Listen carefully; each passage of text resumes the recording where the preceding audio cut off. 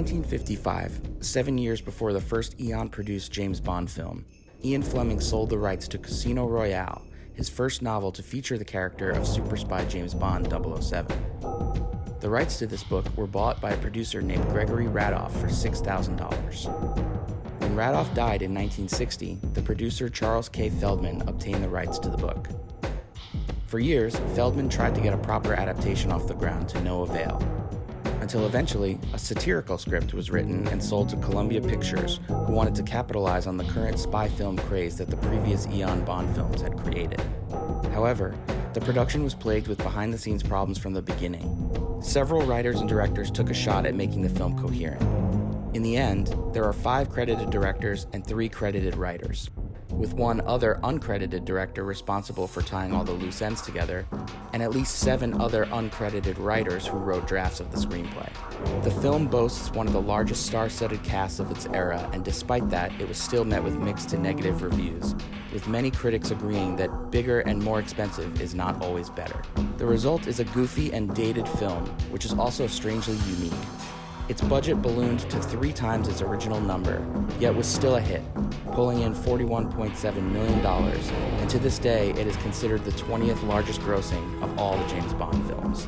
So kick back and relax as Colin, Harris, and I take you on one more trip to the swingin' psychedelic 60s as we uncover the hows and whys of 1967's non-canon James Bond spoof film, Casino Royale. Casino Royale is too much for one James Bond. Join the Casino Royale fun movement. Mr. Bond?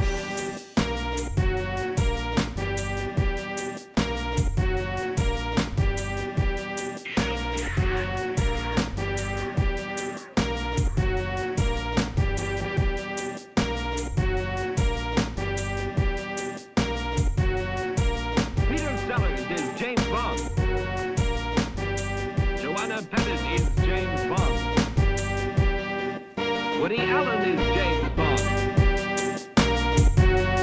Natalia Laffey is James Bond. And the new ticket. James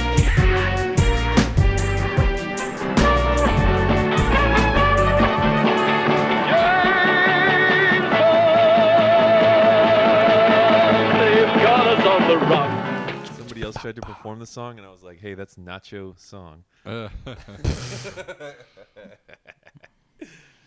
That's a good question. Who is going to do this Matt, beat for this? have you prepared an opening here, or No, and the reason I didn't is because you hadn't this. finished watching the movie? Well, that, but also this movie doesn't follow the same format as the other movies. It True. doesn't have a cold open or an intro, or a No, song. I mean you usually have an intro about the movie. No? Right. But I try to do it because that's the format of the Bond movie. But it's also the Is that format why of you're our trying to do it? podcast. Or is it because it's the format of the podcast? Well, this goes against my theory too because we did one for Never Say Never Again, which is We did.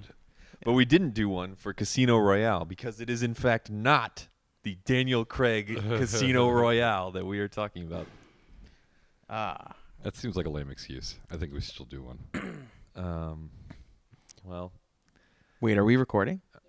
Oh shit! The show is on. Show's on. All right. So you might hear the occasional boom going on in the background, and no, that's not Harris's head exploding from thinking about how good this movie You was. guys hear that? close. That was awesome. Yeah, Yeah. it's fireworks. Fireworks. It's 4th of July week here in Little Mid-city. Mexico. And for those of our foreign listeners, 4th of July, also known as Independence Day, is a Right. United States holiday that celebrates our Declaration of Independence from the tyranny of Britain. Yeah. But unknown to a lot of people is that in Los Angeles, the 4th of July, a day of celebration, is celebrated for 3 weeks leading up to 4th of That's July. true. Yes. Because fireworks sales begin and firework People just can't wait. Detonations. detonations. They just can't are- contain themselves. Pretty much a nightly thing here. Yeah.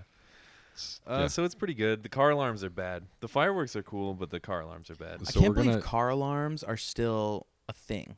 Like, Yeah. has anyone ever heard a car alarm go off and say, "Oh, my car, it's being stolen," and then they run out and catch someone like mid stealing. I'd of a like to car. see some statistics on like how many crimes car alarms have stopped. Yeah, Yeah, none. not to mention, like, if I hear somebody else's car alarm going off, I'm just annoyed. When I hear my car alarm going off, I feel briefly guilty, and then I'm like, it'll stop eventually. The only times I've ever heard my car alarm go off were from sitting on my keys. That's good. Ever. That's it. That's actually maybe the primary function of car alarms is just like, don't sit on your keys. Maybe. Yeah. It's not healthy to sit on your keys. It's not. Yeah, I know it's not that. for the. Yeah, it's not for the car as much as it's for your ass and your key fob. Yeah. I remember growing up, my mom had like a Ford station wagon. It was really, really shitty, and it sat in our driveway at night and whatever. And like if it was a windy night, and like we had this big tree in front of our house, and if like a stick or like a heavy like walnut or like what have you like would fall on the car, it would set it off. It was like so sensitive. I don't even understand how a car alarm could be that sensitive. Like what is triggering? Is it just like, is it like in movies, like in action movies when they set like a little, you know, if like the door opens, it sets off like a little, what's this called? Like something that goes Vibration. Your What? A vibration. It's- yeah, finger wiggle. It's called something. I feel like it's. I want to say defibrillator, but that's not it. It sounds like that though. It's something that like you remember in The Rock when they sneak up into like the shower room, and they set off the Tripwire? It's not a tripwire. They think it's like a laser that pointing into a mirror kind of thing, and they move it, and in doing so, it like shakes the thing, and that's Oh, right. it's right I'm on just the tip of saying, my oh, tongue. like I know what he means. It's like a I have no trembler idea. or It something lost like me that. so yeah, long ago. I know what you're talking about. Yeah. If I agree with you, can we move on? Hey, Yes. This is actually, I feel like the market for car alarm podcasts is a little saturated. Let's pivot and do a podcast about James Bond. Have Always we discussed pivoting. it I'm enough? just kidding. No, but what we are really here to talk to about today is Casino This is a Royale. very special episode because we're doing not Daniel Craig's Casino Royale. We're doing David Niven. Is that how you say his name? Yeah, I guess we could call it David Niven's Casino Royale. I mean, well, a portion of the movie I would call it is his. Yeah. Is Peter Sellers the star in your mind, Harris? No, I don't know that there is a star. I guess if anybody, if we're gonna dedicate it to anybody, it's David Niven.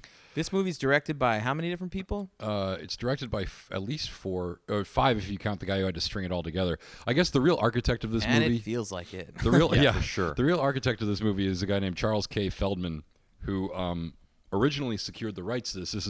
It was based on the original Bond book, Casino Royale. It was Yeah, I was surprised to see how many similarities there were to the. Well, I haven't read the book, but I know the other Casino Royale movie, and yeah, I was surprised to see how many similarities there were to that movie. right. There was a lot of the stuff with Le Chiffre and the casino was lifted directly from the book, and even some of the other stuff about Bond being poisoned, and a lot of different things. And the were- way he gambles when he's actually playing, how Yep. he basically loses, but then brings more money in. Yeah, and they the get whole- nervous. The narrative of the game itself is basically just like Casino Royale. It was actually an interesting contrast to see how they handled a similar outcome and a similar path in 2 very different ways. Not to say that this movie succeeded in any way, but it was.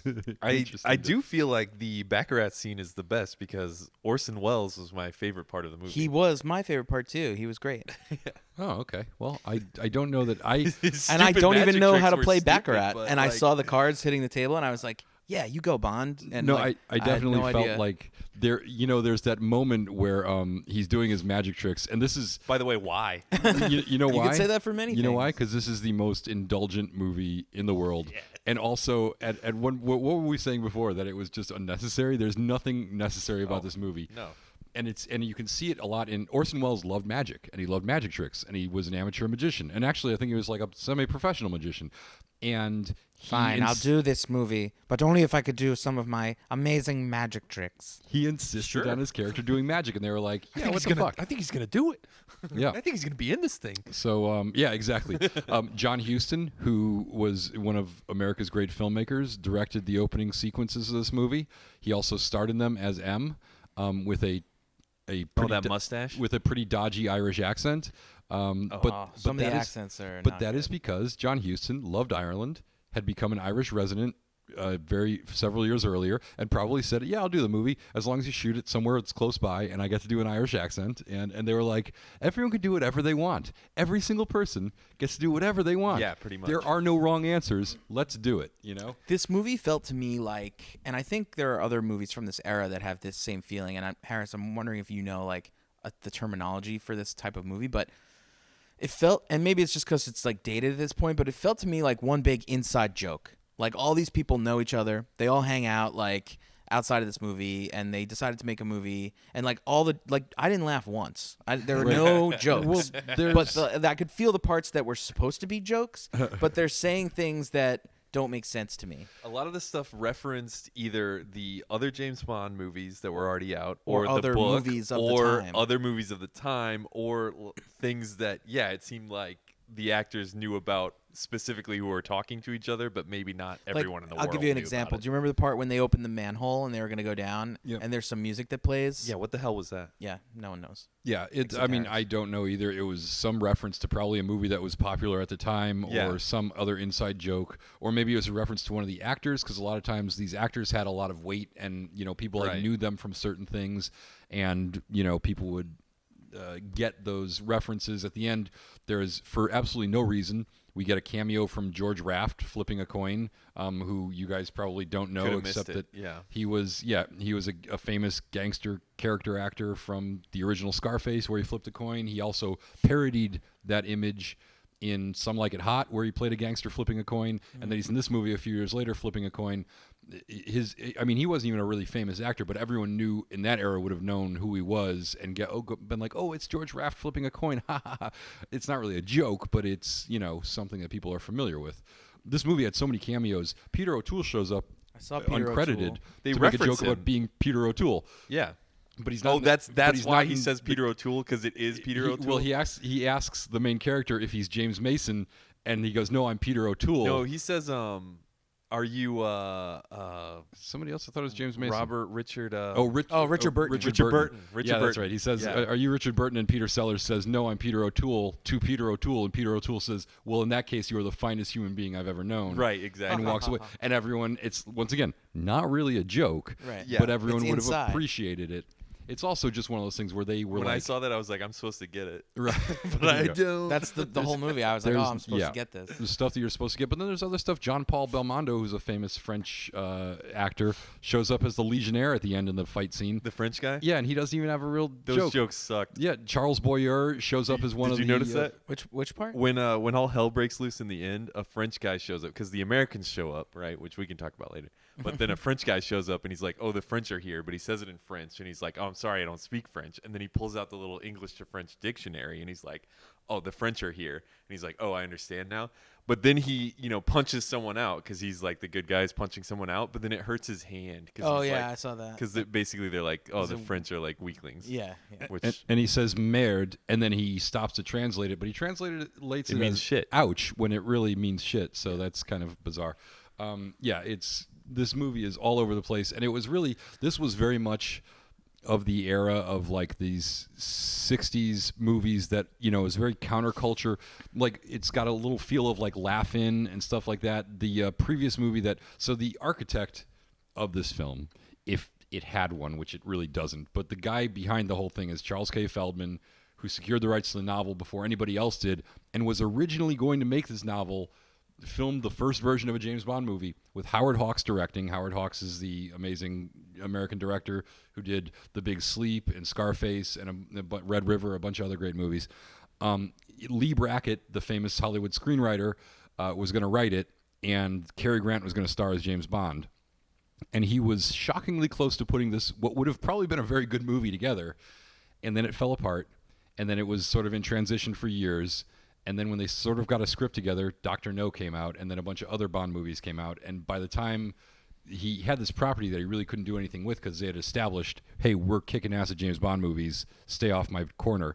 And, and then eventually they decided to do this one as a spoof. Let's make it a fun one. Exactly. Let's make it a wacky, anything goes, whatever. And Acid as you trip. can see, it turned out perfectly. It's a real... I don't know. I mean, like, okay, so let's make a funny one or a silly one, right? But like the choices that they made, some of them were so different and so not like Bond. Like if you're spoofing, anything, you want the audience to relate, to understand what you're spoofing. I don't know. Like, I think there's a very I think that this movie, Firework. Thank you. I think this movie is very trying to tap into some kind of zeitgeist going on with like 60s psychedelic things in film and artistically, and not being alive in that year. I don't think it's easy to get. It isn't, and it doesn't hold up well. And a lot of it is like this was swinging 60s London was a thing that had like very defining qualities that were very hip at the time. And this is after, Alfie had come out and a bunch of other movies. And in fact, the movie before this that I was going to say is Feldman produced a movie called What's New Pussycat with Woody Allen had written it. Woody Allen wrote. That's the music that plays when they open the manhole. Oh yeah. That's what it is. So it's a reference to their previous film, which Woody Allen wrote and Peter Sellers starred in, and it was a huge hit. And it had elements of this sort of the wackiness of this without getting into the. It wasn't as over the top as this was, but this was very much like, hey, do drugs and watch this new James Bond movie. It's got But it was very confusing because they definitely wanted it to still be a James Bond movie. Definitely wanted it to be a spoof of the James Bond movies. And then they also wanted it to be like this swinging 60s psychedelic, trip movie at the same time. And they didn't all come together very well. Well, I read that many of the actors didn't know they were in a spoof. They thought they were doing and also that Peter Sellers knew that he was in a spoof, but didn't want to be in a spoof. He didn't want to be in a spoof. He wanted to be an actual James Bond movie, so he insisted on playing things straight when he shouldn't have, and apparently was not easy to get along with on set. He was a notoriously difficult actor to work with. Those are nice ones. Yeah, those are good fireworks. They're like right in the window area, so they look like they're like I'm looking at Harris talking, and there's fireworks behind Harris's head. Yeah. That's what happens. That's what happens when I'm making a good point. Is the fireworks go off behind my head. Yeah, it's your best work. I will say this movie did one thing right. They cast a super hot chick to play Moneypenny for once. Ouch! You mean for like every time? Shots fired at Colin. Who really? I don't think she did anything. She didn't have like a remarkable career. She wasn't one of the famous people in this movie at the time. She got. I think this is the biggest Moneypenny role to date. Oh yeah, absolutely. Yeah, huge part for. Yeah, for she Moneypenny. technically went on the mission. Yeah. Into the underground lair of crazy sets. So who is the villain of this movie? Woody Allen. It was Woody Dr. Allen, Noah. who we forget about. Yeah, Dr. Noah. Is that a play on Dr. No? It is. Yes, obviously. And he was the villain that we forget about because he's only in one scene at the beginning, and then one scene like James halfway Bond's through. nephew, Jimmy Bond. But in the beginning, the bumbling one. Yeah. Yeah, and then at the end, he shows up again as the ultimate villain after Le Chiffre's been defeated, which is kind of, once again, very similar to the book, how Le Chiffre isn't the actual mastermind. Yeah. And they also took Le Chiffre's in debt, and he's in debt to Spectre, right? And he has to win the money. Yeah, there's Smirsh. Yeah, Smirsh in this version. In this version, it's Smirsh, but in the other version, it's Spectre. Yeah, exactly. That plot device is right from the book, and then shared by both the Casino Royales. It's a plot device which gives us. That was huge. That one There's was our like first car alarm. right there. We're getting some car alarms now too. I wanted to talk about the whole character arc of James Bond's daughter going to like the cabinet of Dr. Caligari spy school. Oh yeah.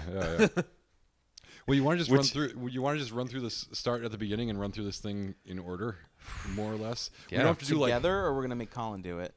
The 2-minute plot summary I feel like is near impossible, nigh uncatchable in this one. You could try, but You know what we should do? We should try like a round table thing. Like each person, like you say one part of it, then I'll say one, and we'll try to get the whole movie. Okay, let's do that. All Yeah, right. so we'll go. You go like beginning, middler, and then we keep going. all right. Let me get. Oh, you're gonna time it too? Let me get the stopwatch going. If we're gonna Okay, do let's do if we're this. gonna do the group 2-minute summary, No, it's not going to work in 2 minutes if we do it. it this way. sure as hell will because we're good. All right. All right. Everyone ready? Am I starting? Wait, can I start? You can start. because All I right. feel like you guys are gonna forget this. Ready and go. Cold open. Bond meets with Mathis in some sort of circular concrete graffitied tube thing, and they discuss something vague. And they walk away. Okay. Then we get the title song, and then we get the opening where John Huston is playing M, and he's in a car with the American, French, and Soviet Secret Service liaisons, like his counterparts there. And they're all visiting a super spy, the retired James Bond, played by David Niven. And they go to visit him at his majestic estate where he's retired and relaxing and having fun and being kind of a weirdo. And they tell him he needs to get back into the game because the world's in danger. And he refuses, so they blow up his house. Yeah, he has a stutter also in that scene, but later does not. Right. When they blow up his house, he goes and now he's at the funeral of M because they're going to make him in charge. M's estate was in Scotland. Even though he had an Irish accent. Right. And also it's filled with 40, 17-year-old hot women. Mm-hmm. And they're all trying to have sex with him, but he doesn't want to because they're going to kill him. For some reason, all of this is known to both him and the audience. And then it turns out they're working for Smersh and they try to kill him with fake ducks that they shoot at him like missiles. And then he converts the leader of them to wanting to be with him. And then she goes and decides to be a nun. And then he gets away and he goes to London. So he's driving through London, or on his way there, he's chased by another beautiful woman in a car, and then a truck of some kind. Milk truck. A milk truck, that's Probably right. driven by the milkman. Yes. Yeah. And he, of course, gets away, and they crash into each other and explode. And then he goes to M's office, but M is dead now? Yeah, he's M now. He's M. And he meets Moneypenny, who's actually Moneypenny's daughter, or so she says. He kisses her, of On course. the face. Lips. Yeah, on the face. On the lip part of her face. And then he explains his plan or he finds out that all the agents are dead, right? Or they've been liquidated. Except for 2 or 3. Yeah, including his nephew, Jimmy Bond, who we cut to, and it's played by Woody Allen. So then he, comes up with his grand scheme, which is to all the existing agents, men, women, doesn't matter. They're all James Bond now. That's not exactly what the scheme is. No? Well, his first scheme is that he's going to get the a man who these agents are killed because they're being seduced by women. So he needs an agent that is immune to the female persuasion. So he has Moneypenny test kiss a bunch of surviving agents, and she finds her man in Cooper, who has got a little bit of George Lazenby in him, and he is trained to resist the advances of women by After they hook up. by a bunch of women trying to seduce him, and then he immediately throws them on the ground in a brutal fashion. so stupid. It is so It's stupid. one by one they go kiss him on the face, and then he judo throws him on the ground. He's Yeah. like, bring on the next one. And it's pretty racist, too. You got the girl playing the Chinese. Oh yeah, it's very racist.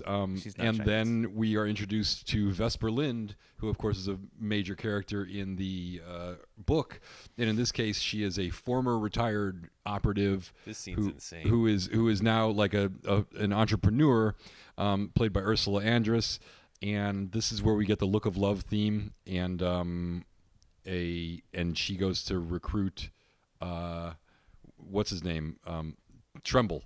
Evelyn Tremble. Tremble, who Evelyn is played by Tremble. Peter Sellers. He's got a girl's name. Why? Because. Also that scene where we cut to, I'm the James Bond senior. I'm gonna go find this woman for reasons unknown to everyone, and she's wearing a ridiculous pink genie outfit, and she's just he says, "Do you wear this to the office?" And she goes, "Well, it would look kind of funny if I wore it on the street." which that was funny. I did laugh at that. It's a good joke. I laughed It's a good at joke. that I one. liked it. All right, so she goes to find Evelyn Trimble for reasons that she- aren't there's super also- clear. There's another really good joke there where she asks him, "Have you read the papers today?" And he goes, "I don't usually get them quite this early." And she goes, "I get them before they're printed." Right. Yeah, I wouldn't Doesn't call make any that sense. really funny. but- Yeah, I laughed. The other one was funny. That one wasn't funny to me. So then she goes to find Evelyn Trimble, who's in a club, like a gambling club, but it's very clownish. and they play the Look of Love song, and they're obviously gonna hook up, but they don't yet. But then she invites him over to her house, and then there's a huge elaborate set where a couch comes out of the ground and then drops into the ground, and then they hook up, and then she tells him, "You've got to pretend to be James Bond to beat Le Chiffre at Baccarat because you've got the Baccarat system." Because apparently Evelyn Trimble wrote a book about his Baccarat system, and it can't be flawless. beat. It's Yeah. flawless. You forgot to mention that he dresses up like Hitler. Oh yeah, don't forget that. Why don't you pick up with the whole playing dress up thing? Yeah, so in that whole scene, there's a bed, a circular bed that spins around, very reminiscent of the scene from Austin Powers, which is Pretty obviously much identical, yeah. picking up on this movie. And they have a whole dress-up scene where Evelyn Trimble dresses up in a bunch of different outfits. He dresses as Napoleon. He dresses as A gay guy. a gay guy, and he puts on a bunch Fairly of different offensive, yeah. voices. Yeah. And then finally Hitler. Of course. Of course. As one does, because he's showing his ability to disguise himself as a famous German dictator. Yes. So then where does it go from But there? at that point, Q at that branch. point, he thinks that she's just into having guys dress up in funny outfits for her. Yes. Meanwhile, as they're having this conversation, he is in real time popping into these outfits, and she is in slow motion, even though her dialogue is in normal time, jumping on the bed and flicking feathers everywhere. Oh yeah. That was dumb. Very I dumb. thought it was kind of cool, actually. So then they go to Q Branch. Is that Yes, is yeah. that right? Okay. Some of these things would be cool if like this movie wasn't so long and And weird. nonsensical. Yeah. They have a Q branch scene, and then it's Bond. James Bond goes Isn't that to the find his genie? illegitimate daughter. Well, doesn't the Q branch scene have a bunch of like offensive gay stereotypes in it also? Oh yeah, are we going to break down all these things? I thought we were still trying to do our 2-minute summary. I which is told at you we 7 wouldn't be able at to 7 do it in minutes. 2 minutes. That's Yeah. not Oh, I thought we possible. were just going through the whole movie. I think we just got to keep going. I mean, this podcast is going to be 8 minutes long, but I think we're almost done. Well, Matahari. Why don't we tackle that? Okay, We're supposed to know who that is. you don't know who Matahari is? I had to look it up. Okay. Wait, which part is this from?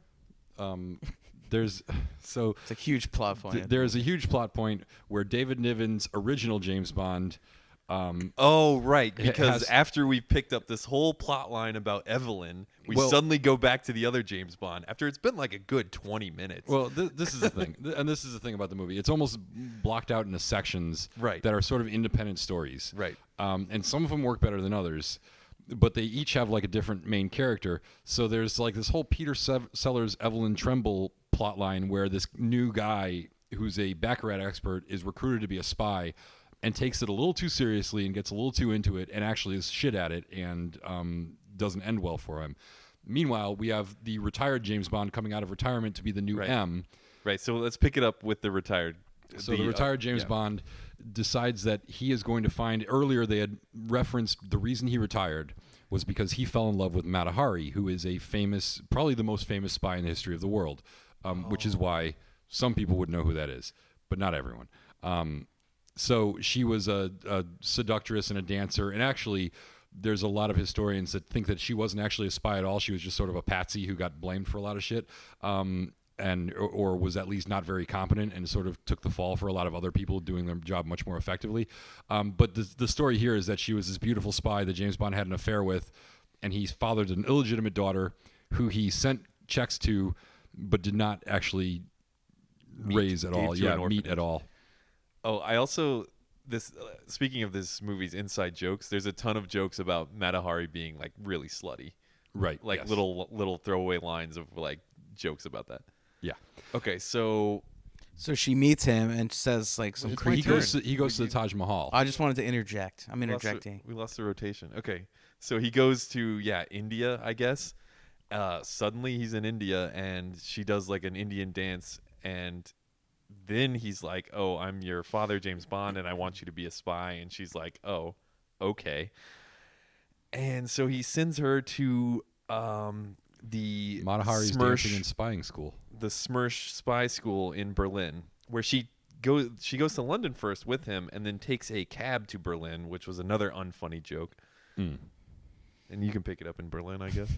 Well, what I wanted to mention before is that she tells him, you know, if you weren't my dad, I'd be into you or something. Oh yeah, that was fucking weird. Really fucking Yeah. weird. I mean, according to Pornhub, this is what people are into. But at that time, They're way ahead of their at that time. time, it was, yeah.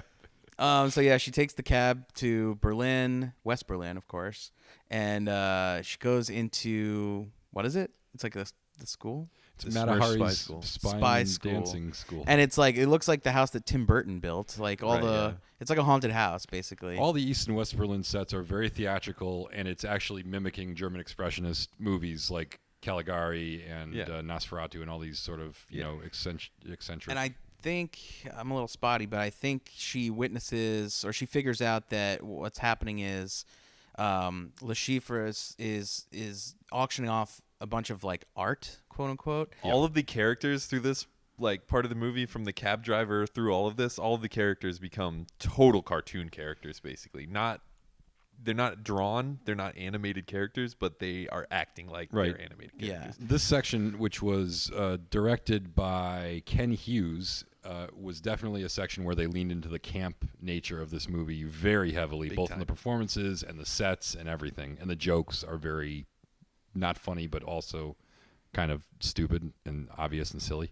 Okay, so wait, what happens next? So the auction is like a bunch of blackmail photos. Who they're blackmailing, I didn't quite catch, but they're photos that people don't want to be out there. So they're auctioning them off, and they do this whole bit where it's like the Chinese and the Russians and the British and the Americans, and some will stand if they're bidding, and some will sit when they're bidding, and This some is will not do a huge both. plot point. Yeah, but it was very stupid, and I had to point it and out. then the British say, they waffle and say, maybe we'll do a little of the one or Right. the other, and Yeah. it doesn't make any sense. But then you get a bunch of people standing and sitting as they bid, which felt like it could have been funny, but it was not at all. So they're projecting these pictures, on a big screen, and of course they leave the projection room unattended, and Mata Hari or Mata Bond just easily goes in there, steals all the pictures, dumps them in a toilet, and then has a big like comical escape. Makes a break for it. The conclusion there is feels like a little bit of Laughing, a little bit of Benny Hill. Yeah, they even play They the had Benny the Benny Hill music music several Yeah. times Yeah. in this movie. We've already had it before. I don't think they did. I mean, it's a fake Benny Hill. the music. entire. It's a muzak of the Benny Well, Hill no. music. One of the best things about this movie, I think, was the soundtrack, which was like Herb Alpert and the Tijuana Brass. So doing their thing, and also it was all scored by Burt Bacharach. So for this kind of music, it was about as good as it gets. But got a little repetitive towards the end of the movie, but other than that, I thought it was pretty good too. Yeah. So then it turns out the taxi driver is he's a spy too. Yep. Yeah. Right. And so he helps her escape. She sprays a bunch of guys with some fire extinguisher foam. And That's not a big plot point either. well, it's how she gets away. And the creepy dude who's chasing her calls Le Chiffre to tell him that he's failed, and Le Chiffre blows him up by remote Somehow control. knew he would call Just him pressed a button from and that phone. Did that, yeah. And then what happens next, Harris? And then we go to Casino Royale, where we meet Jacqueline Bisset in one of her first movie roles.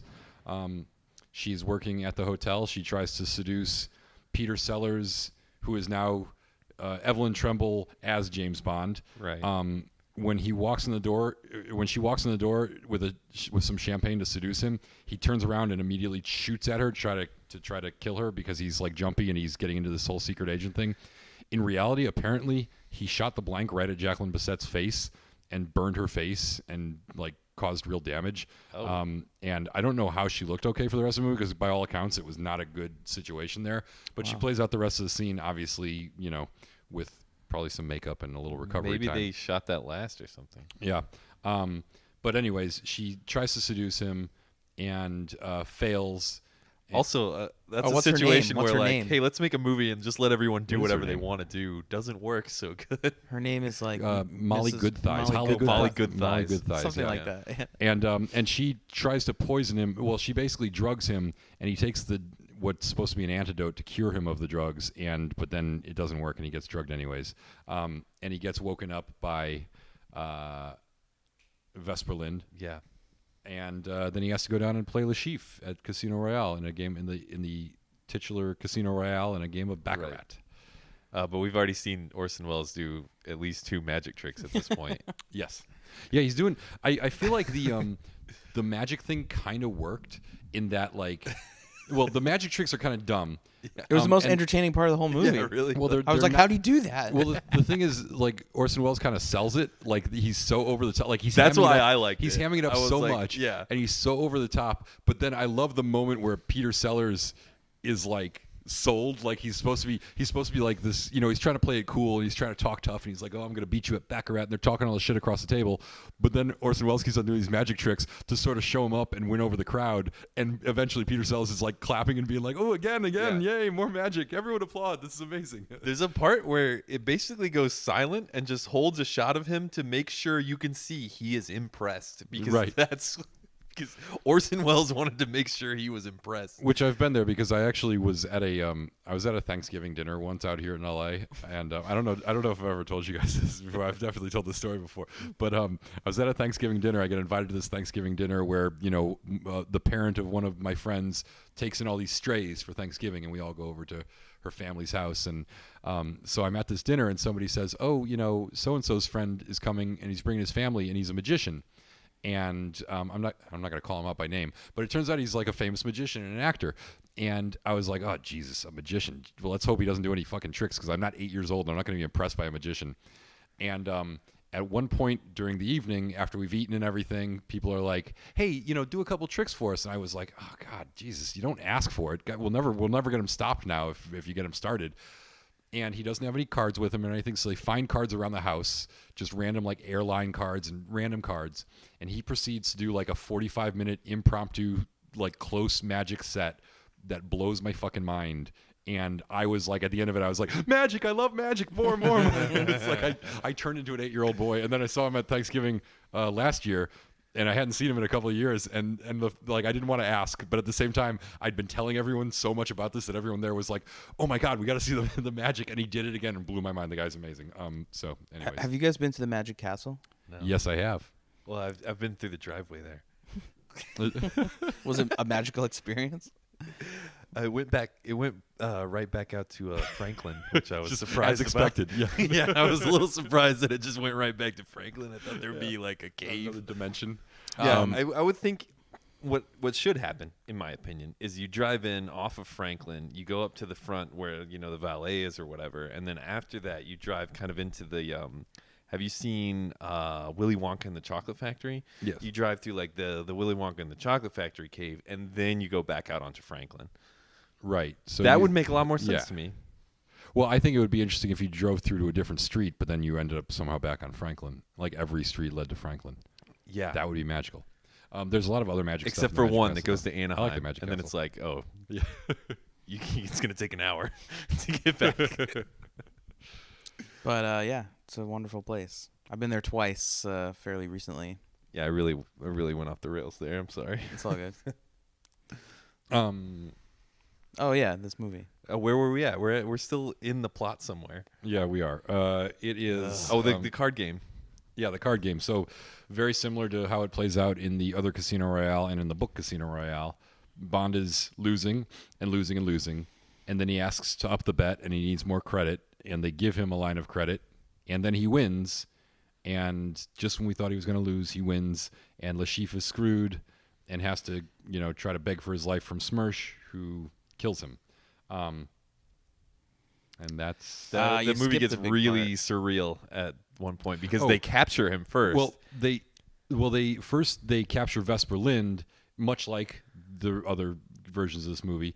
They capture her. James Bond takes off Evelyn Tremble as James Bond takes off in a race car. breaks the third wall. It breaks the third wall. And then suddenly he's and captured. then suddenly he's captured, and we don't know how that scene. Like we see him taking off in a race The car. Literally, the next car scene, goes off screen. Cut to he is captured. and Lashif is there with him, prisoner, and is torturing him with a trippy torture sequence. That They I thought referenced the chair with the hole in it thing. Yeah, Right. it had the whole thing because normally in the book and in the movie, in the other movie, he gets his nuts thrashed by a carpet beater thing. Right.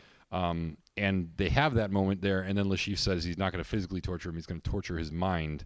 And they have this weird, like, sort of really primitive lo-fi, but I thought kind of effective, interesting. It was effective, but what did it mean? And what did it do or accomplish? People were just learning about acid trips, and they thought this. I mean, I bet the editors had fun with that one. It was pretty cool. No, there's There's some great visuals going on. And then we have an inexplicable bagpiper scene where all of a sudden with it goes Peter from O'Toole. Yeah. it goes from the trippy psychedelic thing to all of a sudden he is in this like shadow world where everything is clouds and there's all these bagpipers marching, and Vesper Lind is there also dressed up as a bagpiper, and Evelyn Tremble's dressed up as a bagpiper, and basically at the end Vesper Kills everyone. Kills all the bagpipers. machine guns all the bagpipers, including and then kills Evelyn Tremble, who for the last like 45 minutes of the movie has seemed like our protagonist ever since we lost David Niven. for somewhere a along good the 45 way. minutes. Yeah.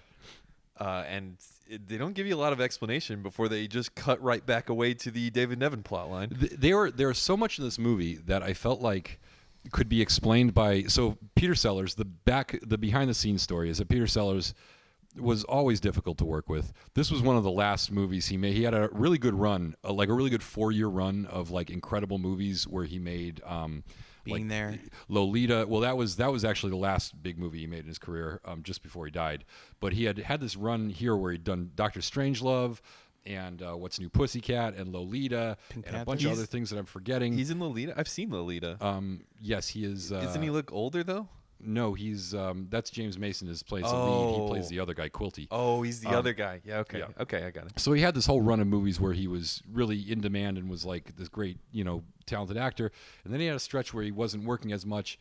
And he made this movie at the tail end of that stretch of good movies.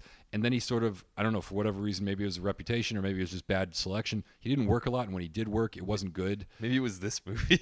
This was actually a success, but this did make a profit. But anyways, he was so difficult to work with in this movie. He had, besides accidentally shooting Jacqueline Bisset in the face, he also got into a fist fight with one of the directors who was his good friend from a TV show they used to be on.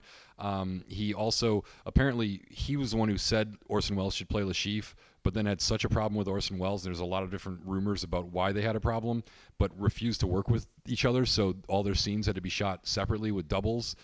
And then at one point, they just said he had a set torn down because he said he had a dream that his mom came to the set and didn't like it, so he just had a set torn down. Oh. So eventually the producers... Classic problem.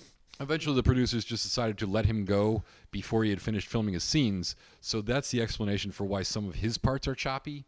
What's weird is all these other actors were there for presumably the duration. So when their parts are choppy, it defies explanation. It's like, I don't understand why the David Niven scenes, which were actually shot last to string together this plot that didn't make any sense, how they are so like nonsensical and jump from around so much, because that should have been stuff they could have done, Yeah. Well, a few things here. My favorite Orson Welles story is one I learned from Drunk History, which is really good. When he made Citizen Kane, obviously Citizen Kane is about William Randolph Hearst. And there's a story that William Randolph Hearst refused to see the movie, even though it was a huge success. And sometime after that, Orson Welles was on an elevator with William Randolph Hearst. And as the elevator's going down, he asks him, "Did you see the picture?" And Hearst says no. And he says, "Kane would have seen it."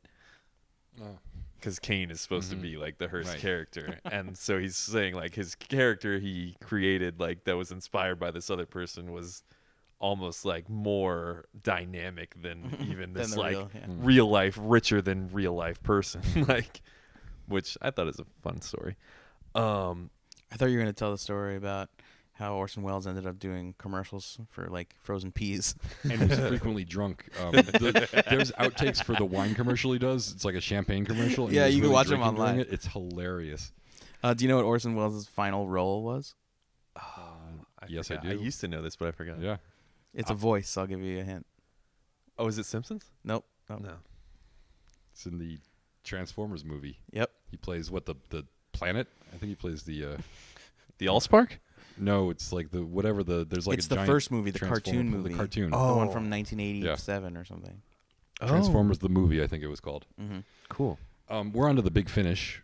Wait, we are?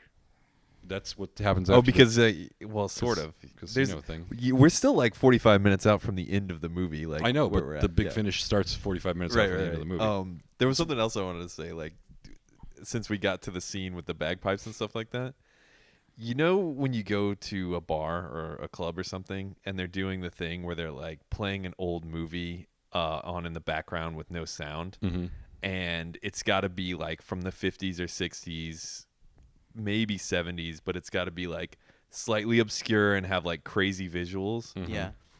That's what I was thinking. I was like, this is one of those movies, and it's better for that than it could have ever been good at being anything else. If that makes any 100%. sense. Yeah. This was made to be played with the volume off in a bar, in like a Yeah. hipster bar somewhere. Totally. That's what this movie was actually. Yeah. It's probably- very colorful. They didn't know it at the time, but that's what it was designed Yeah, they had for. no idea. They thought Yeah. they were doing something completely different, but they were doing that. Yes. So the big finish, Okay, yeah. What was his name? Jimmy Niven? Bond.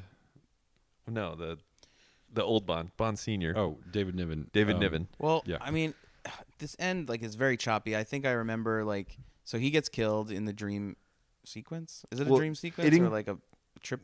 No, out it's not. sequence? It seems like it's a dream sequence until about 20 minutes later when you realize, like, oh, that I guess happened He's dead. in real He's life. not coming back. Yeah. Yeah. Yeah.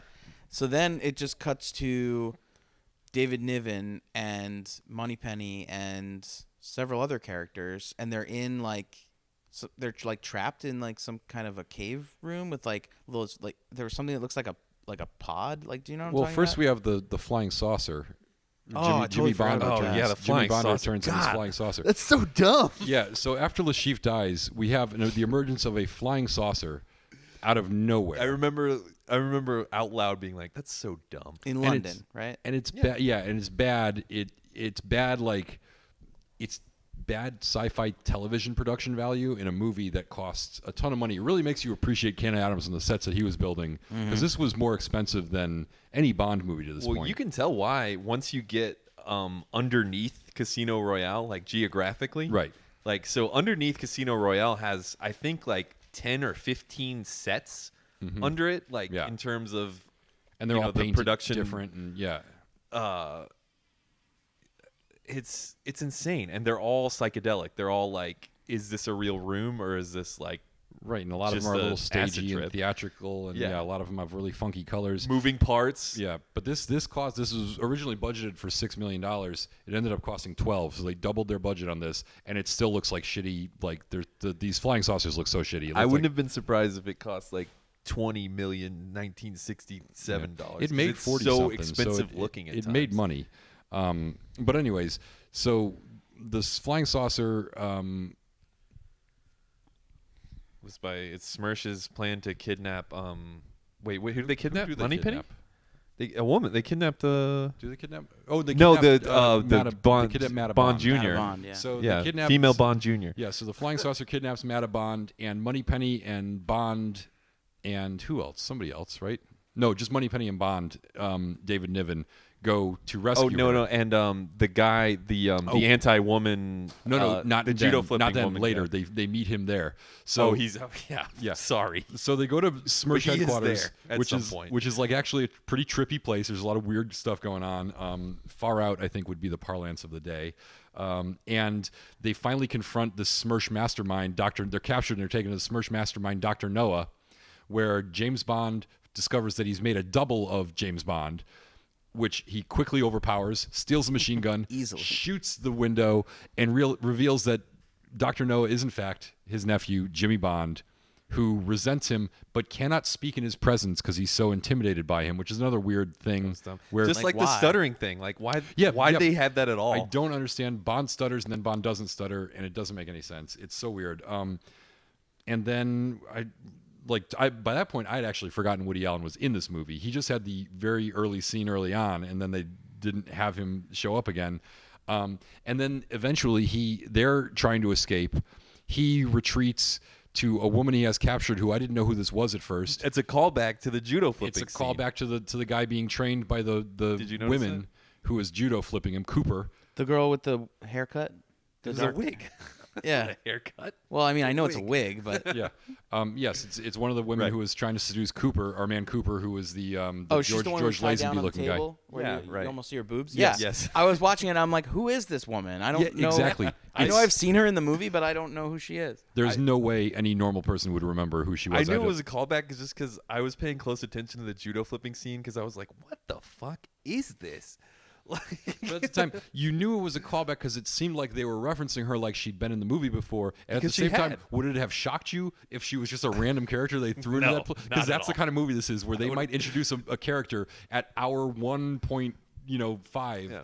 that nobody's ever seen before, and just introduce them like you should know who they are. No, but I was like, I'm sure like 80% of the audience is like, who the fuck is this woman and why are they treating her like she's a character that already exists in the story? But it's good that Jimmy Bond is trying to seduce her.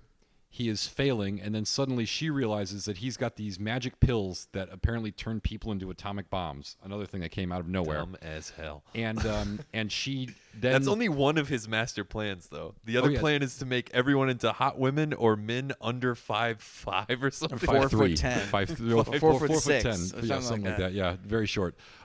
So he wants to be the tallest guy in a world full of hot women. And Why is he keeping any men at all? it doesn't make any sense. But Why does he want if he's going to eliminate all the taller men, why does he want the shorter men to be there? Does he need that? Like, because there's going to be some So really he can ripped, beat them. shorter He's men. the tallest. He can feel superior. wouldn't he have won if he just killed everyone else? Semantics. Yeah, let's just suffice to say these plans don't make a lot of sense. But this woman who I don't even think has a name, the character does not have a name, ends up seducing him and Oh, she has tricking a him. stupid name. I saw her name in the credits. She's like the detainer. or Yeah, the something like- detainer, whatever that means. What does that mean? Totally bizarre. But she doesn't have a real name. She's got like a, Because But she was supposed to be like the best of the girls that were going to get judo flipped. right. She was Right. Coop's final test. Good Yeah. old Coop, who we have not seen since that scene Right. at the course. beginning of the movie. Which seems like a really important scene where like we're meeting Right. But James he was Bond. but of all the main characters in this movie, he was like the 5th or 6th most important main character in this movie. Yeah, he was like all of them are named James Bond. Though. Yeah, yeah. Vesper Lind is James Bond because of the scene where he's like, "Oh, we're now going to Everyone's refer called to James all Bond. agents as 007 James Bond." And when he tells Moneypenny he's going to go rescue Vespa, she corrects him and says, "You mean James Bond?" And Yeah. he's like, "Yes, of course." So Moneypenny is also James Bond, and so probably, is Vesper, yes. and so is Cooper, and so is Evelyn, So we and so is Jimmy Bond. So the detainer, who is probably also a James Bond, convinces or tricks Woody Allen into eating his own pill to turn himself into an atomic bomb. Meanwhile, Coop, we come back to David Niven and Matta Bond and Moneypenny, and they're all being trapped the same place all the other spies are trapped. And there's Coop. He's back. We haven't seen him since the beginning. But Now how we're did they seeing him get again. in that trapped area? Nobody knows. Yeah. That's what I mean. Smersh has flying saucers. They can get you anytime, anywhere. Yeah. Flying saucers, guys with bagpipes, they've got it all. Yep.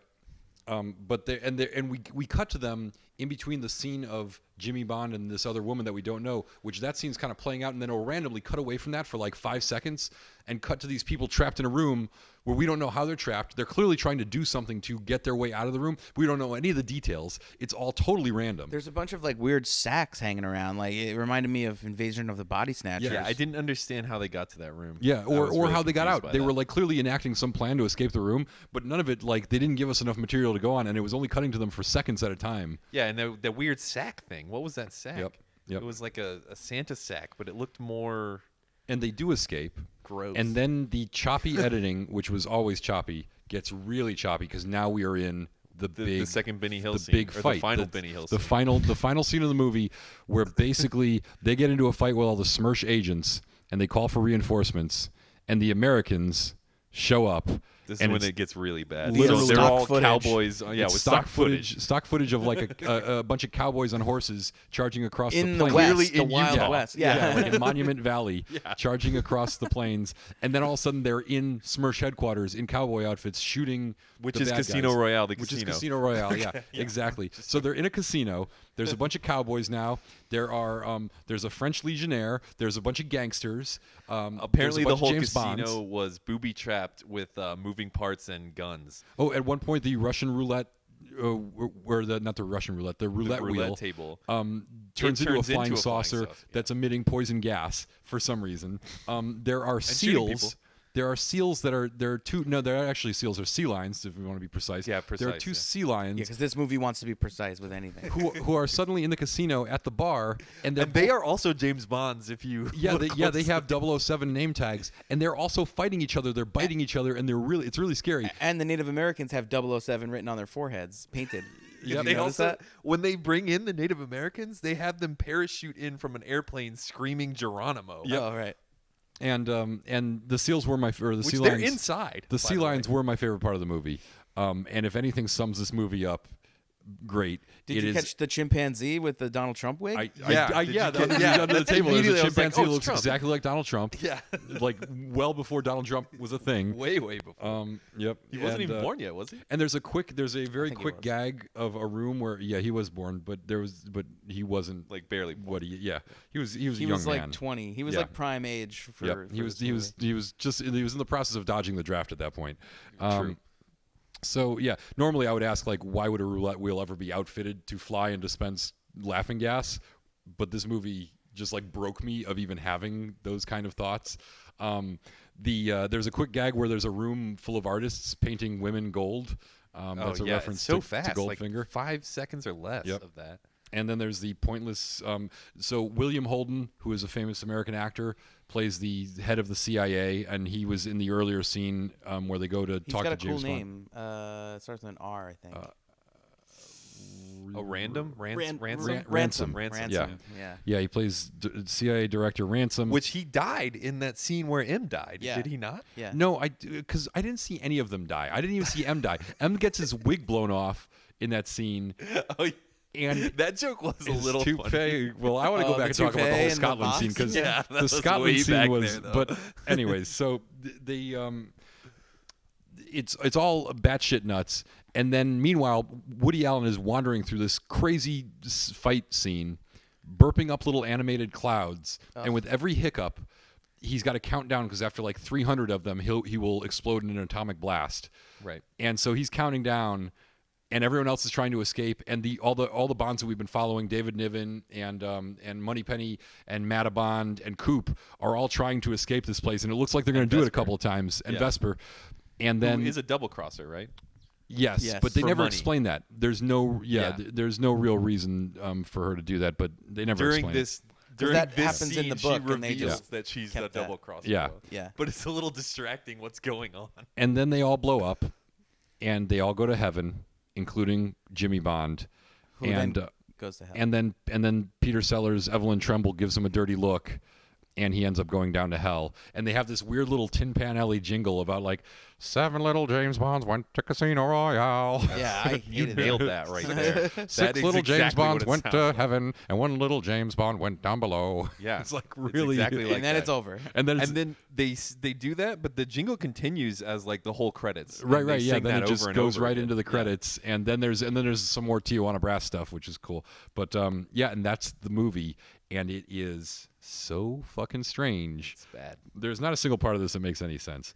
But honestly, when you've got these people dressed up as Native Americans, like literally dancing around in front of a fireworks teepee that you don't know how any of it got there or why, and they're just shooting that and the seal who's got a dog collar with like an oversized, the size of like a manhole cover tag on it that says 007 clapping.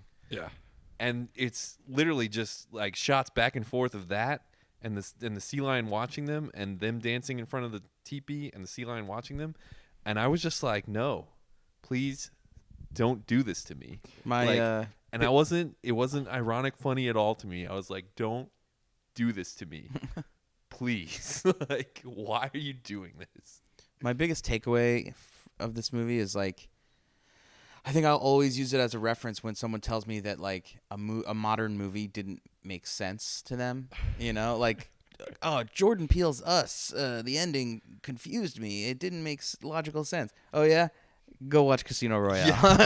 I mean, first of all, that person's stupid anyways, because Us I thought was great. It Yeah, me made too. sense. But also, You hear yes, that, this is- audience? yeah, this is like, it reminds me though a little bit of like there's a certain like sort of avant-garde like a Jodorowsky movie, or like maybe Tarkovsky, like one of those sort of surrealist, very long drawn out movies that sort of breaks you of trying to make total sense of it and you just go with it. This had that effect on me that by the end it had totally worn out its welcome. I agree with you, but I stopped trying to figure out what crazy things were happening and holding it to the standards that I would a normal movie. Yeah. I started just being like, That fuck is, it.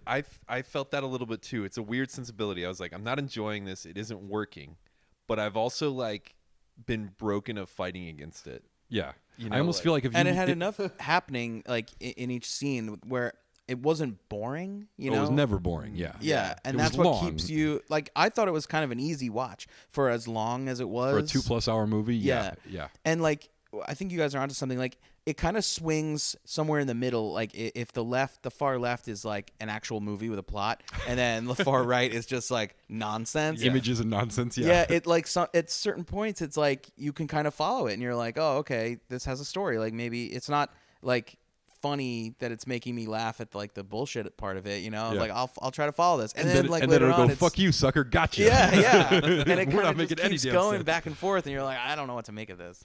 Yeah, I will say, I think, like, if somebody told me they liked this movie, I wouldn't be like, you're a liar.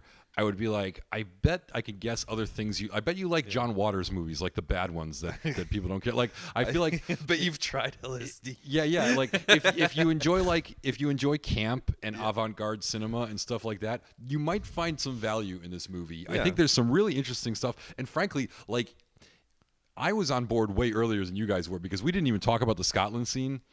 But I love That wig thing was. there funny to is me. there is a And the thing with the pigeons or the birds, the entire we're gonna go back a little and maybe we can just edit this into the earlier part when we talk about Scotland, because I feel like we jumped right past this, and this was my favorite part, like my favorite sequence in the film, which started off as not my favorite sequence at all. But after M dies, James Bond goes to his estate in order to tell his widow and his many, many, many daughters, who are all between the ages of 16 and 20 18, or 19, 19, yeah. There's 11 of them. He goes to tell them about his father's unfortunate demise, and the mother is the wife of M, is played by Deborah Kerr, doing a really suspect Scottish accent. That accent is insane. Yeah, it's not good. And I had like this. I was so. I found the accent a little funny though. Well, that's the thing. So my first take on this was I didn't even understand why M was dead, and then we get this bizarre scene where he brings the toupee, which was the only part of M that survived the explosion. He brings the toupee back to his wife, and she's like, "What you can do it, Colin?" What I thought You was like the funny joke. is he's like he asked her if they should bury it like a part of the body or if they should dispose of it like a possession or something like that. And she says that they'll keep it because it's a heirloom. yeah, that's the best joke in the movie. But then she goes on and she says that she already knew he was dead because the Grey Piper came down from the mountain, from the mountain to tell them. And every the Grey time, Piper may be a ghost or maybe a real person. every we're time a not sure. McCavendish, well, I don't remember his last name, but every time a McCavendish dies, the Grey Piper comes down the mountain, and it's like such a. But she tells this whole like Scottish legend, and one of her daughters helps her tell it, and then. I had to put the closed captions on with her. Oh yeah, She it just was said a hard to bunch of understand, Scottish but it crap. was like as I'm watching this, I'm like, where are they going with this? This long drawn out, like she's telling this Scottish mythology, but then they keep doing it. They're like, oh, every time a McCavendish dies, we do this. They're just writing it so that all the words that sound funny in a Scottish accent actually are in the script. But it's also like I love that it was like taking this idea of like Scottish culture being this sort of weird foreign thing that they have all these weird customs and traditions, and they just go so hard into it, like, and they're making stuff up. So like hard. The guy delivers whiskey to the stoop, and they're like there's all They have the whole rock throwing. they drink contest. whiskey all night, and then Remember later rock throwing contest was when he dumb. refuses, so M's widow tries to have sex with him, and he turns her down, and this is such an insult to her honor because she's due having sex with whoever she wants it's because of her tradition. grief, because that's tradition. And then she gets the young lads in the castle to do this rock throwing contest with him, which is also bizarre. Like I just love the idea that they made up all Wassailing? these. They call it like wassailing. Wassailing. Yeah, wassail, and he goes, I haven't wassailed in forever. But they have all these weird traditions that they make up, and it's like the joke. It's like, how far can they push this? I'm sure it's really offensive to some Scottish people now. Oh, probably, but like I just thought it was so. I thought it was so hilarious that they like took this like gag where I was like, wait, what's going on? This is dumb. And then they did it with such commitment that by the end of it, I was like, I'm enjoying this, and Deborah Kerr is delightful.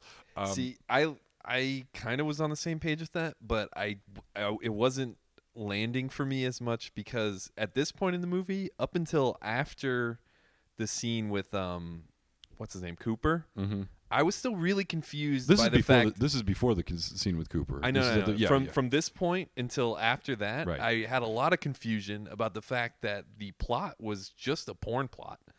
without any sex. Yeah, with just like the hardest kissing, the hardest non-open mouth kissing you can do in 1960s cinema. It's also like, But I the mean, plot itself is that- like, this is the way a porn plot works. It's like, like he goes to the castle. There's a bunch of women who's trying to seduce him. and we're gonna brush over everything else besides the fact that like we're talking about sexual encounters happening. It's women trying to seduce him because in this version of reality, the James Bond that we watch in the Bond movies is the successor to David Niven's James Bond, Right. who was remarkably chaste and didn't have sex with women and was very serious about spycraft and didn't go in for gadgets and all this other stuff. And he mocks the James Bond they have now, which is insinuating it's Sean Connery. They're insinuating that James Bond is even like more of a even a more over the top version of what we've seen. Exactly. So this movie is kind of playing into the theory, the online theory that James Bond is not his actual name, and that it's like a moniker given to the 007. Exactly, but it's doing it before the first James Bond in the Eon series was ever even replaced. Right. So it's actually doing this in advance of. It's not retconning it. It's actually pre-retconning what eventually happened in the Eon series, that he exists throughout eras in different faces. Wow. I don't which is kind of support that amazing. theory though. Especially because of this. After seeing this movie, I further don't support this theory. Well, that was the only because this is what you get. So of the dozens and dozens of writers that worked in this movie, the first one that worked on it was a guy named Ben Hecht, who was a famous playwright and screenwriter, and that was the only thing that's sustained from his original version. His version of Casino Royale was going to be all about James Bond being killed in the field and them training a new James Bond to take the mantle, which is actually kind of an interesting plot idea, but that's the only thing they kept from it.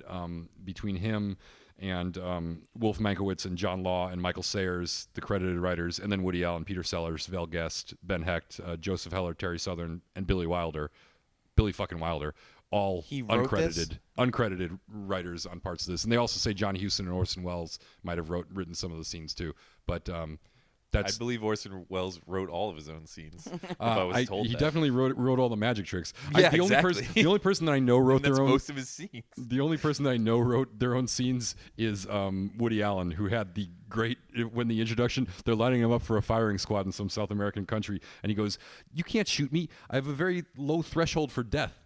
My doctor says I can't have bullets enter my body at any time." Yeah. Which was my favorite line of the movie. I thought it was really good. But Yeah. The heirloom thing's better than that. the heirloom things is actually better. So a couple of big names in this movie, I don't know if this is just a byproduct of the times, but a couple of them died young, right?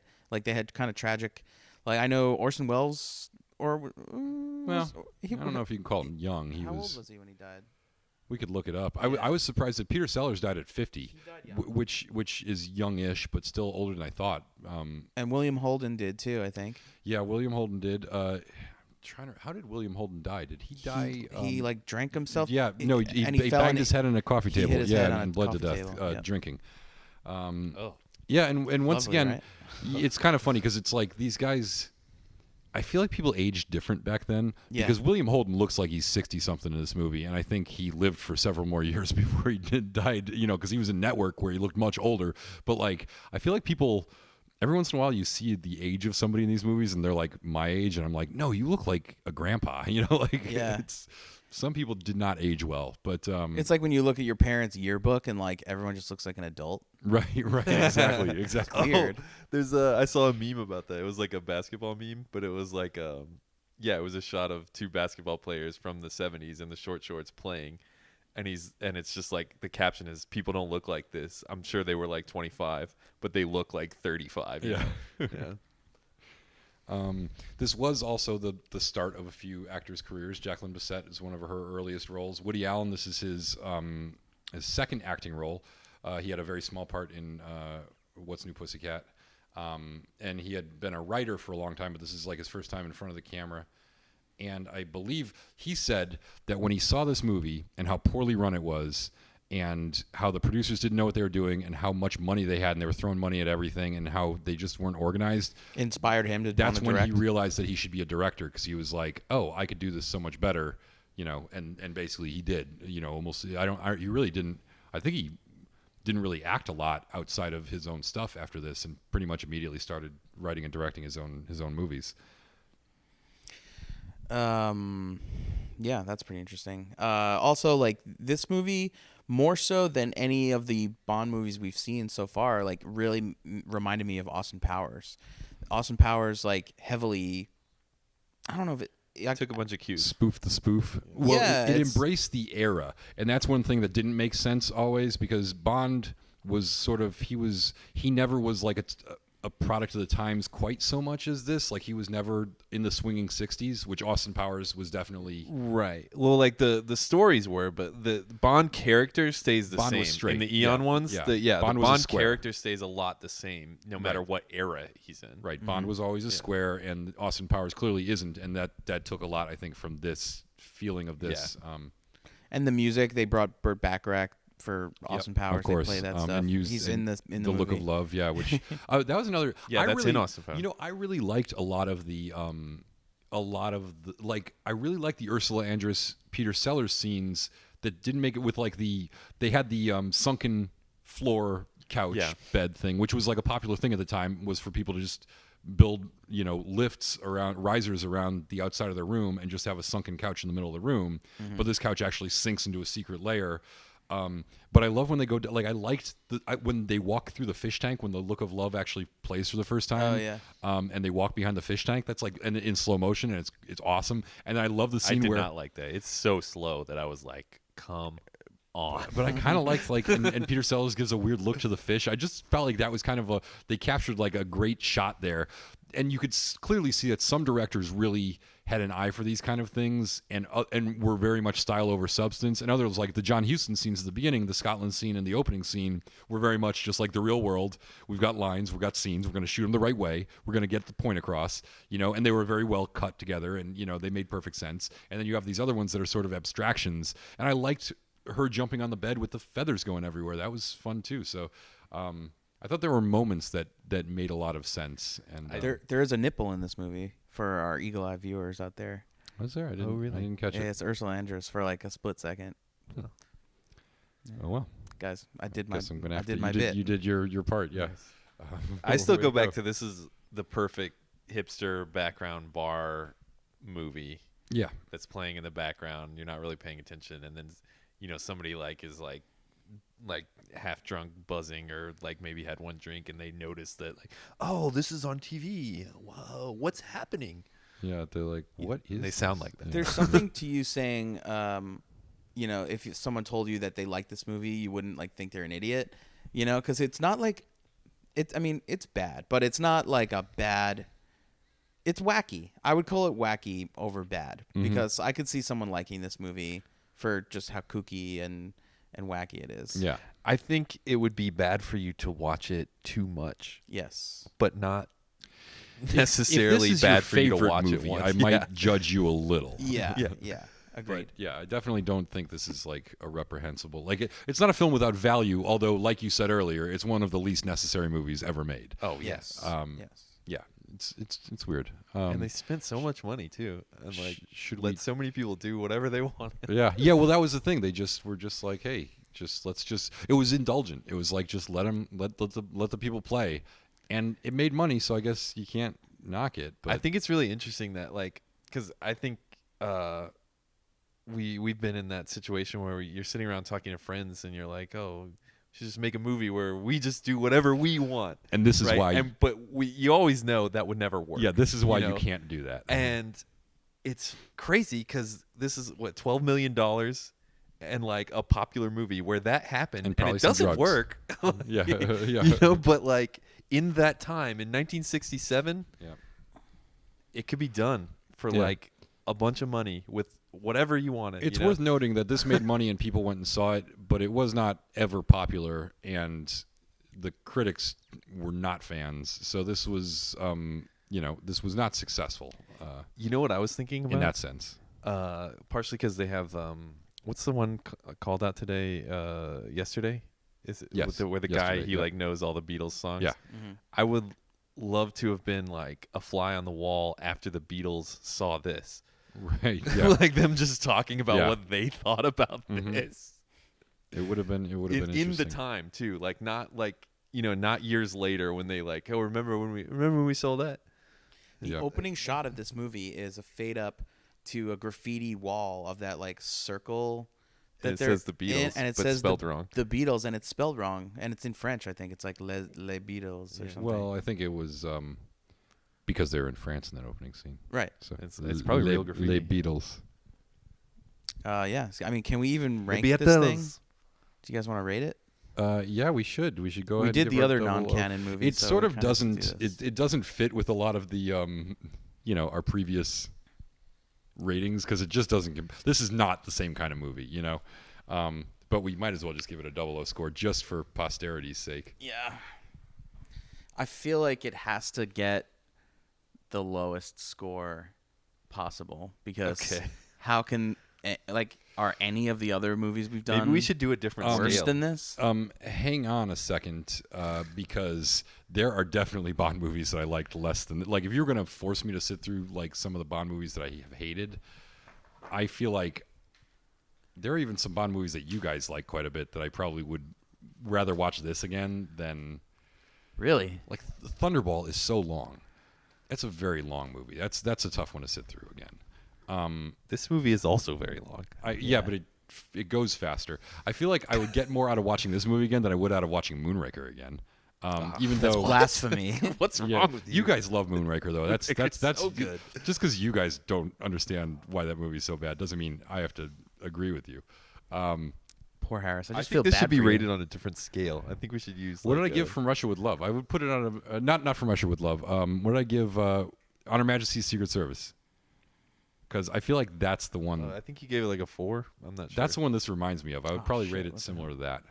I don't Yeah. want to watch it again, but that if I one had came to, out I'm okay with that. 1 year after or 2 years after this. A couple years after, I think. Yeah. Yeah. There's a lot of weird similarities, Yeah. Yep. especially the color. The Yeah, color it- looks super similar. Which movie do you want to know? On Her Majesty's Secret Service. You gave it a 3. Ouch. Okay. As did I. I'm and Colin down gave with it that. a 2. I second my 3 for Casino Royale 1967. That seems appropriate to me. That feels good. I like it. It's not without value. It's got some moments. It's not a good James Bond movie by any stretch, but I would watch it again at some point. I've seen it twice now because I saw it once when I was a kid on TV. Wow. So. See, my lowest score that I've given out is a 2, and I gave it to A View to a Kill. I don't know. Would I rather watch View to a Kill or this? Well, I would rather watch A View to a Kill just for Christopher Walken. Yeah. Yeah, I think I have to agree. Yeah, Vito. So you're gonna give it a 001? 001? It seems cruel. That seems cruel. Yeah. What did I give? I must have given a 002. I to really something. think this should be on a different scale, like entirely. No. 001 has never been given out.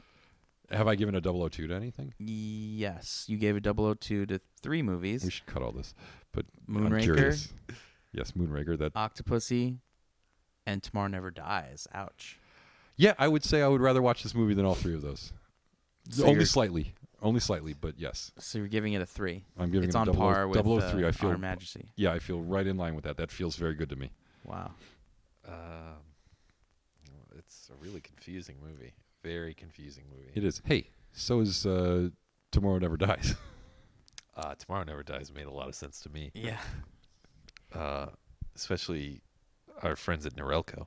I believe Octopussy has James Bond wearing a clown suit, which is at least as dumb as everything in this That's movie. just And heartbreaking. defusing a bomb. That's just Stakes are high. heartbreaking. Yeah. In a panic. Yeah. He looked a little like Peter Sellers in this movie. In that I would scene. say that's his best acting of all his movies. All right, so yeah, I guess so too. I don't. Oh, did you already go? I did. Yeah, I gave it a 1. 1, 2, Okay, 3. so 1, 2, 3. Yeah, There we go. You're giving it a. What are you giving it? A 2? a 2. The highest I could go is 5 because it's just so confusing. 5 is like a real middle of the road. to where mean, it's like five five is is like a confusing rating. 5 is already one of the lowest scores Colin has ever given anything ever. Usually Colin vacillates between like a 7 and a 9. So I want to give it less. What is than, Colin's lowest score? Yeah, what was my lowest before You now? gave a 2 to only one movie. On Your Majesty's On Your Secret Service. Majesty. Yeah, this is the same. Okay. Great. All right.